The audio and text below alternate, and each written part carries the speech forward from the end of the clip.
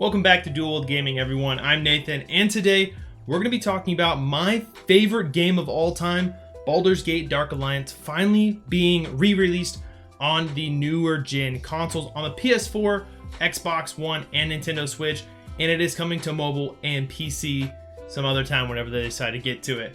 But if you guys don't know what Baldurs Gate Dark Alliance is, it is an RPG dungeon crawler type of game. I would have to describe it like kind of a Diablo feel. If you have played Diablo, just like a newer gen version of that. I heard Pillars of Eternity is a really good similarity to this game, and I haven't played anything like it on newer gen consoles, so I'm really happy that it's finally coming out on the PS4, the console that I play on the most. I guess I could play it on Switch as well, but I was really excited. I was so hyped. Cade texted me. He said, "We're finally getting it. We're getting Baldurs Gate Dark Alliance. We can play it whenever." And I was really hyped because this is my favorite game of all time. I love RPGs. I love dungeon crawlers. And back when we had our PS2, I think this was the first game I ever purchased because one of my friends had it and we always played it when we were over at his house, and it just got me hooked. It got me hooked on RPGs in general. And that's when I got Oblivion and Skyrim, and Skyrim is one of my favorite games of all time as well. So this game has a lot of nostalgia. I've beaten it many times. I've actually never beaten the second one, but I played it a little bit, and eventually, if they get enough sales for Baldur's Gate 1, we'll most likely get Baldur's Gate 2, get Champions of Norath, and Champions Return to Arms. So there's a lot riding on this, I feel like, and if they get enough support from the fans, they might continue to do this for more RPGs from the PS2 era. But there is a problem I'm having with this. I am very excited to get this, but I don't know if I'm actually going to, purchase it on the newer consoles because I have it for the Gamecube. There isn't much difference from the older version to the newer version. They are upscaling it to 4K, but they're not doing anything to the graphics or the textures. Nothing is being redone. It's simply just being ported over. And to me, that it feels a little lackluster. I wanted a little bit more polish to the game. If they're going to charge $30 for just a port, I think they should do a little bit extra. Give us some, even just a little bit different, textures on the walls or, the monsters, so they're not as like cubed. You guys know what I'm talking about. From the PS1 and PS2 era, you got a lot of cubing going on. And I feel like they could have done something there just to upscale it a little bit more, make it feel like a little bit of a polished game. And so the graphics aren't being updated, so I was kind of upset about that. And another thing that they're not doing is putting in online co-op. Now I get this is an old game and I don't know the ins and outs of video games and the source codes and how to, do all that. I don't know if it's even possible. I imagine it is, but they're not doing online co-op. One thing about Baldur's Gate Dark Alliance, it is a very fun couch co-op game.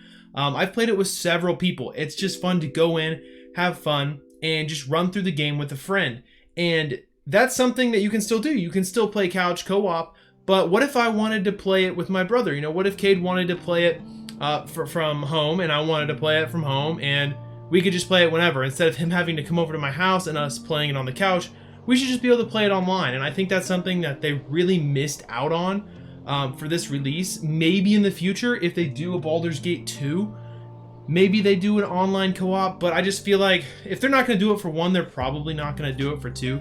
So that was the second thing knocking. I was like, man, I really wish they would have had online co-op. And the third one was, if I'm going to get it for PlayStation 4 or Xbox, I would love to have achievements or trophies on it. So when it finally came out and I was like, okay, it has trophies, I looked at the trophy list and there's only 5 trophies, and I was like, what? There's not even a platinum. So the only thing that they did for the trophies is beat the game on easy, beat the game on normal, beat the game on hard, and then there was 2 extras I can't remember. It might have been like the highest level. I can't remember if there's a 4th difficulty or not, but it was basically just beating the game. So that was another letdown I had. I was like, man, do I really want to purchase this?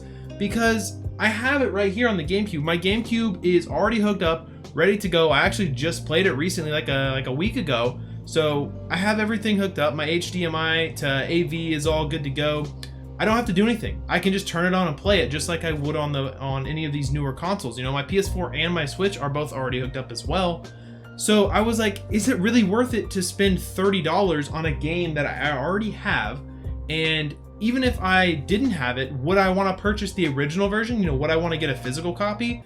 Because right now, it used to be a $15 to $20 game. I think it's up to $30 now.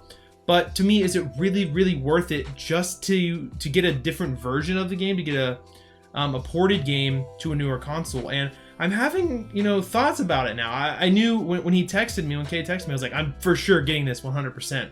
But now I'm not too sure. It would be nice to go back and replay the game again, because, you know, it's fantastic. If you guys haven't played it, and you don't have it on a retro console, or, you know, it's too much work to, you know, find your old console or something, it's definitely worth the $30 in my opinion. The game itself is absolutely fantastic. It is a classic RPG on the system, so I'm not saying it's a bad game at all. It's one of my favorite games of all time.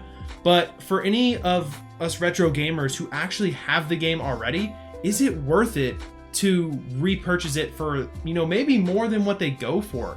You know, I'm not sure if, I imagine the GameCube version is worth a little more than the PS2 version.